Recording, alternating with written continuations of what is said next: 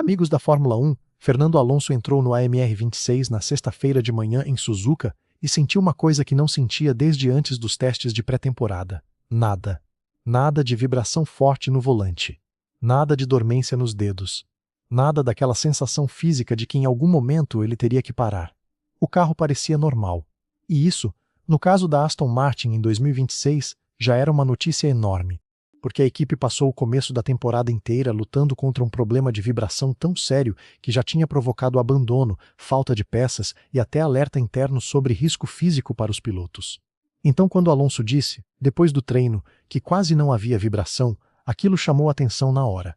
A Aston Martin aparentemente tinha encontrado alguma coisa. Só que no sábado as vibrações voltaram. Alonso ficou confuso. Ele falou que nada tinha mudado. Mas na prática, tinha mudado tudo. A equipe tinha colocado uma peça experimental no carro na sexta. Viu melhora. E depois tirou essa peça antes da classificação. Alonso nem sabia disso. A Aston Martin decidiu que o componente ainda era novo demais, arriscado demais, pouco validado demais para correr justamente no GP da casa da Honda, com executivos importantes acompanhando tudo de perto. Então tirou a peça e seguiu em frente sem explicar isso de forma clara para o piloto. E é esse detalhe que faz Suzuka ser tão importante. Não foi o resultado final, não foi a posição de chegada. Foi o fato de a equipe finalmente ter encontrado um caminho que parece atacar a raiz do maior problema do carro. A expectativa em cima da Aston Martin no começo de 2026 era enorme. Adrian Newey, Honda como fornecedora oficial, investimento pesado em estrutura, fábrica, túnel, simulador, tudo isso criou a ideia de que a equipe poderia ser uma das grandes histórias da nova era. Só que a realidade bateu de frente com essa expectativa logo nos primeiros testes. Desde Barcelona, Alonso e Stroll reclamavam de vibrações muito fortes vindo pelo volante. Era uma vibração constante, de alta frequência, que não só incomodava, mas piorava à medida que a sessão avançava. Não era um detalhe de conforto, era uma coisa física. Quanto mais o carro rodava, mais difícil ficava guiá-lo. Quando chegaram ao teste do Bahrein, o tamanho do problema já estava claro. A Honda consumiu grande parte das peças sobressalentes de bateria em uma única sessão, porque as vibrações estavam danificando o sistema de energia. A Aston Martin foi para Melbourne com pouca peça e sem certeza real de quantas voltas conseguiria completar. O próprio Newey avisou publicamente na Austrália que a exposição contínua a esse problema poderia causar dano permanente aos nervos das mãos dos pilotos. Isso não era reclamação de acerto. Era um alerta de segurança vindo da parte técnica mais importante do projeto. A Austrália terminou com abandono duplo. A China repetiu o cenário. Alonso chegou a aparecer na transmissão soltando as duas mãos do volante em plena corrida para tentar recuperar a sensibilidade dos dedos. Acabou abandonando na volta 32. Ou seja, a Aston Martin chegou a Suzuka sem ter completado uma distância de corrida sequer em 2026. Esse era o ponto de partida. E por isso o que aconteceu na sexta-feira tem tanto peso. A peça testada pela equipe não foi descrita oficialmente em detalhe. A Aston Martin não confirmou exatamente o que mudou, nem em que ponto do carro, mas tudo indica que a solução estava ligada à coluna de direção, algo desenhado para absorver ou interromper parte da vibração antes que ela chegasse direto às mãos do piloto. A lógica é bem simples. Se a equipe ainda não consegue eliminar a vibração na origem, que parece estar na unidade de potência Honda, e na forma como seus componentes interagem com a bateria e com a estrutura do carro, então a alternativa é cortar o caminho dessa vibração até o piloto. Você não resolve a causa completa, mas reduz o que chega ao corpo do piloto. E foi isso que parece ter acontecido na sexta. O mais importante é que, segundo o próprio Alonso, a melhora foi muito maior do que qualquer coisa que a equipe tinha conseguido até então. Ele descreveu o carro como completamente normal. E quando foi perguntado sobre o quanto aquilo tinha melhorado, estimou algo perto de 80%. Esse número é enorme. Não quer dizer que o problema da unidade de potência tenha sumido. Não quer dizer que o carro ficou rápido de uma hora para outra. Mas quer dizer que, pela primeira vez, a Aston Martin viu uma solução que poderia tornar o carro guiável durante uma corrida inteira, sem forçar o piloto a abandonar por dor ou perda de sensibilidade.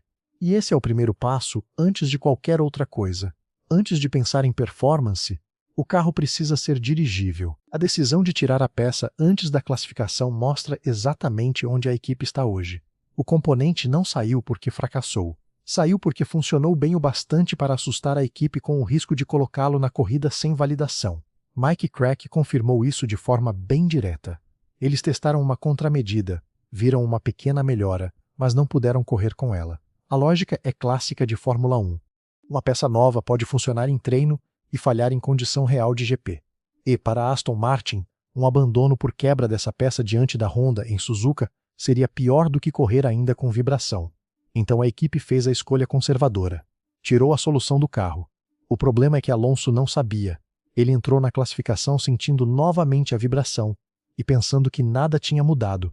Esse momento de confusão diz muito sobre a pressão interna da equipe e sobre a falta de normalidade que ainda existe nesse projeto.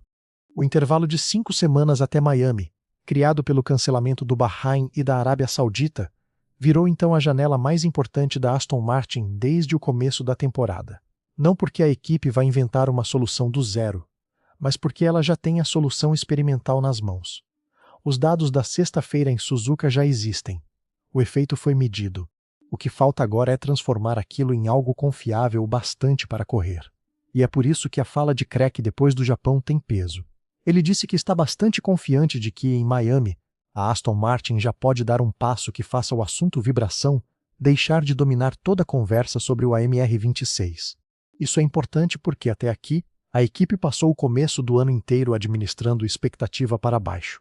Então ouvir uma fala assim mostra que, pelo menos internamente, existe a sensação de que o caminho foi encontrado. A Honda também está envolvida nessa fase. Shintaro Ohara confirmou que os dados úteis coletados em Suzuka não ajudam só na questão do conforto do piloto. Eles também servem para entender o impacto das vibrações no sistema de bateria, que foi um dos grandes limitadores do carro desde os testes. Se a equipe conseguir atacar as duas coisas ao mesmo tempo, a transmissão da vibração até o piloto e o dano gerado nos componentes elétricos, Miami pode representar uma mudança real de cenário. Não no sentido de transformar o AMR26 em um carro competitivo de ponta de uma hora para outra.